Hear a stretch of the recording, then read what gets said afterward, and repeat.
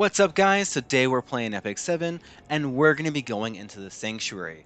I know there's a lot of players out there with questions on where you should spend your points, how to make your Sanctuary the most efficient as possible, and how to maximize your rewards. So today we're going to go into each of our buildings and talk about just that. How can we maximize the game so that we can have fun in Epic 7? The very first building that we're going to talk about is the Heart of Orbis. And this is especially important for free players because it's going to give you the opportunity to get gold and also sky stones up to twice per day. If we look at our building improvements, with the level 3, 3, and 3, you'll be able to claim 9 sky stones and 36,000. You also have a 50% chance to get a plus 200% reward, or roughly to triple these figures. So that means that when you trigger half of the time, you'll get 27 sky stones and roughly about 100,000 gold. Now this is very important because this is going to be a good source of income for you to get premium currency along with your arena and also doing your daily and your weekly missions. If we look at the 200% reward, at not built, you only have a 5% chance to get that extra 200%. So you're roughly only going to get about 540 sky stones every single month, along with about 1 million gold. If we go up to level 2, then we can see that you'll get about 918 sky stones. And if we go up to level 3, then you can expect to get 1080 sky stones and about 4 million gold. Between level 2 and level 3, that's a 16% increase, which can be a lot. This is going to help you with every part of the game, whether you are refreshing your Garo shop for more bookmarks or more mystic metals, or you're even using that energy to go in, buy energy, and do more hunts. This is going to be very important to maximize your sky stones, and I think that you maximize this building at 3, 3, and 3. Before we move on, I realize I have not collected, so let's go ahead and collect, and look at that. We get 200% increase 50% of the time, and it's a huge benefit to you. I really like the Heart of Orbis, and this has been a really great place to develop a lot of currency in the game. Next, we're going to go into the Steel Workshop, and for this, I think you go 3, 3, and 3 as well. You want to maximize the Steel Workshop. This is going to save you a ton of gold and resources as you get in the end game when you're crafting and also reforging. Whether you really like it or not, crafting is just a huge part of Epic 7. You need to be able to pull down as much gear as you possibly can. This one turned out really nice. Let's go ahead and we're going to do one more. I need some weapons, so I hope that we get something good. And not so much, but we're going to speed check it. Another thing is reforging is ingrained into the game. It doesn't matter what you're doing, you need to be able to take a piece of gear that has a decent gear score that we talked about in one of our previous videos and increase it. Going from a non-reforged piece to a reforged piece is going to give you 10 to 12 gear score for whatever it is that you rolled up to a plus 15. So we really need to maximize this gear for challenging all kinds of new content, whether that's an arena or RTA, beating down Abyss, whatever you're going to do in this game, you're going to need the gear, and reforging is a necessary evil that we really need to maximize, so you need to maximize the Steel Workshop. And next, we're going to the Alchemist Steeple, which is really where you take something the game has given you and turn it into something else that you can use. Now, I recommend that you do 0, 2, 3, or 0, 3, and 3, and we'll talk about this last point in a second. On level 1, the game allows you to do charms for equipment and also for the accessories. This is very important for you to do, and I recommend that everyone does it every single week. This will be an extra 20 charms for equipment and 20 charms for accessories that you'll be able to get to level up your gear. What you would do is you would farm the hunts, turn that gear you can't use into cores, and then turn those cores into charms. Really great benefit. Now at level 2, we have crafting materials and also equipment. Crafting materials is only really usable one time. As you progress through the game, you might level up into your hunts with like level 11 as you upgrade to 13. And at that point, you don't really want to craft level 11 gear. Well, this allows you to take that level 11 crafting material and upgrade it to level 13. But we're never going back to those old hunts again, so you really only use this one time. The equipment is amazing. The conversion chests are a fantastic way for you to get epic level gear in the set and on the piece that you really want.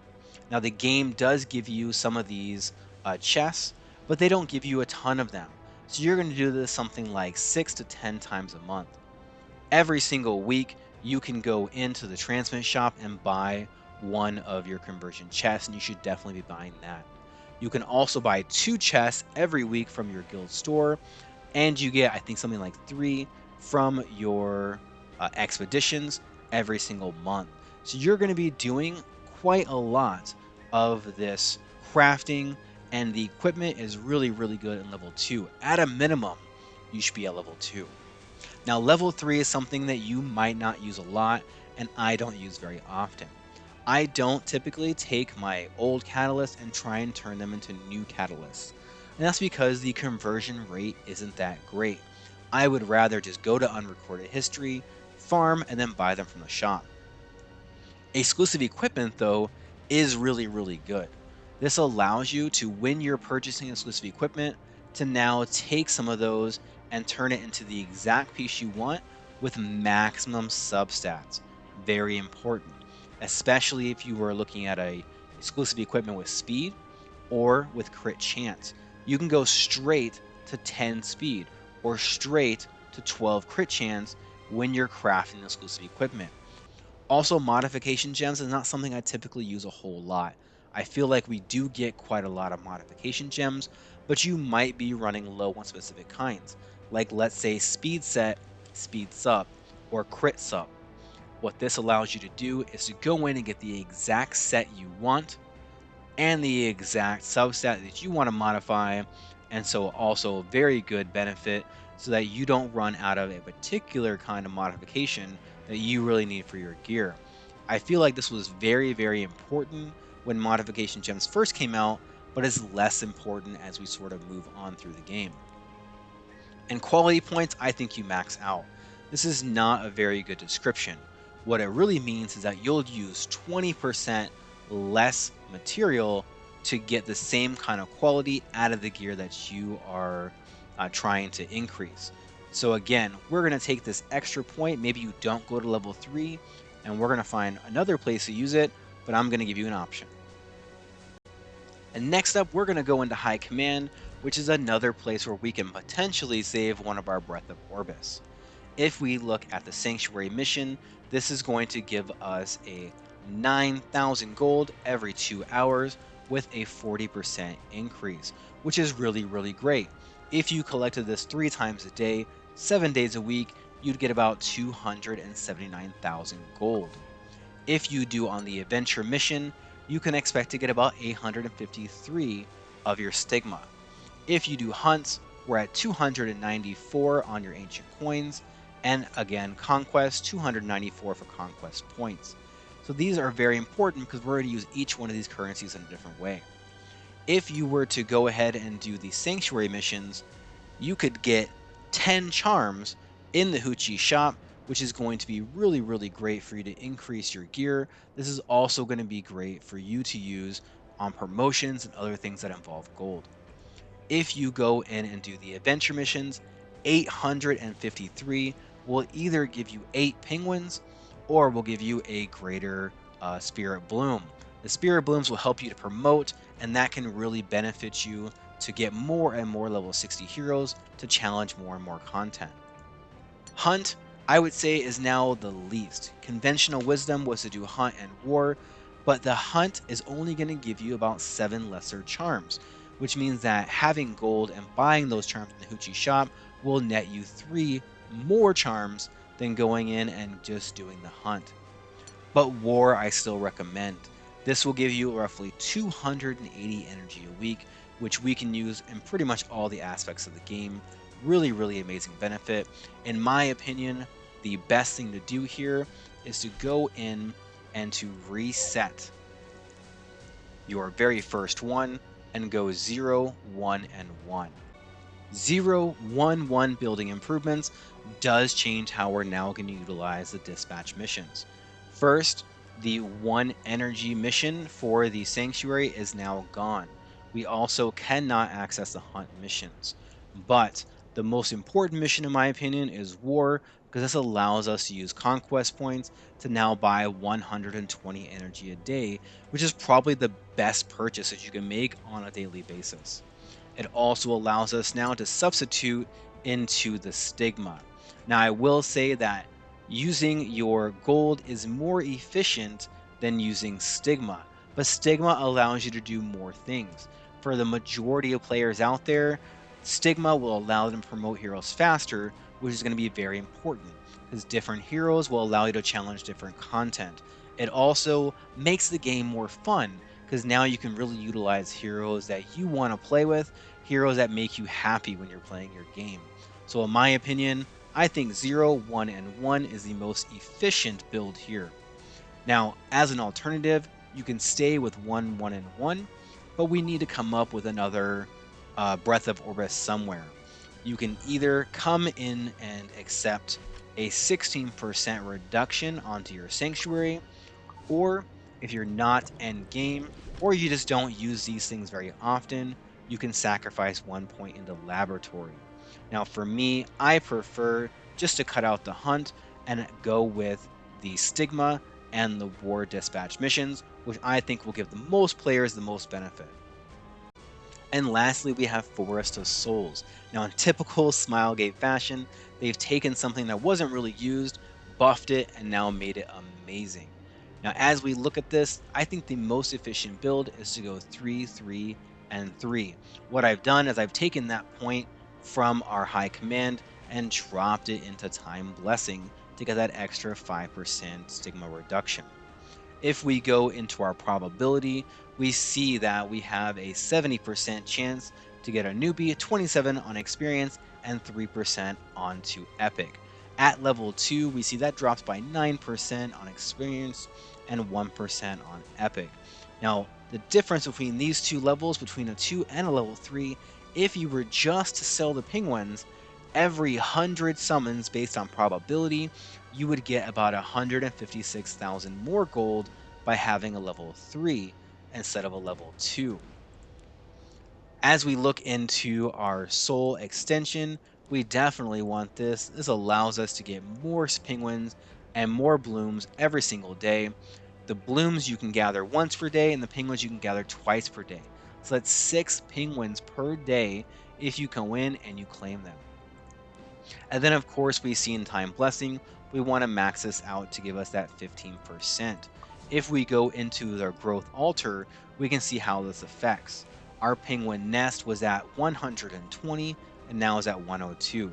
Spirit well was at 200, now it's at 170. And as we go down, we see the biggest one, of course, into our epic blooms. This was 5,000, and now we will save 750 for every one of our epic blooms that we need. And that's really great, right? That's 15,000 stigma on making one 6-star hero. So I think the most effective way is to go 3, 3, and 3 onto your Forest of Souls to be more efficient, to develop that stigma, and now use that stigma to buy things in the growth altar, and then really develop your heroes while you're playing your game.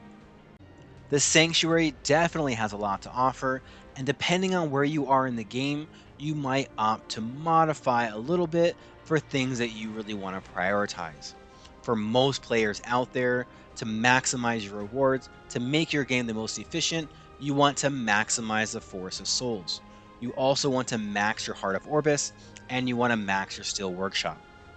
From there, you want to go 0, 3, and 3 in your Alchemist Steeple.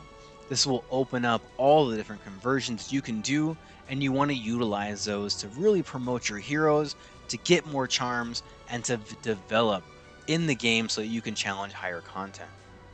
In your high command, This is where we're going to sacrifice 0, 1, and 1. With the dispatch mission into your stigma, coupled with the 5% reduction of stigma in the Force of Souls, this is going to give you the most benefit over doing gold or even over doing the hunt on your dispatch. This is where we're really going to have that flexibility, right? If you're just doing the hunt and getting the ancient coins, you're only available to get the accessory charms.